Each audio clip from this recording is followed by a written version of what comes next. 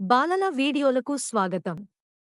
దయచేసి లైక్ చేయండి, షేర్ చేయండి మరియు సబ్స్క్రైబ్ చేయండి, తద్వారా కొత్త వీడియో నోటిఫికేషన్లను పొందవచ్చు.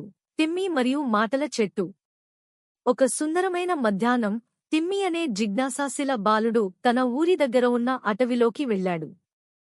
లోపలికి నడుస్తూ అతను ఒక కాంతివంతమైన చెట్టును కనుగొన్నాడు. ఆశ్చర్యంగా ఆ చెట్టు మాటలాడింది. హలో, తిమ్మి!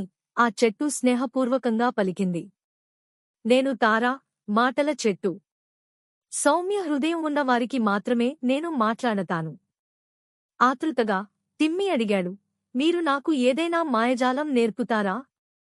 తారా చిరునవ్వుతో, తప్పకుండా. ప్రతి ఒక్కరితో దయగా వ్యవహరించు.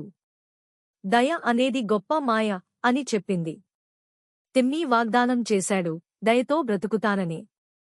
ఆనందంతో నిండిన హృదయంతో తన ఊరికి తిరిగి వెళ్ళాడు.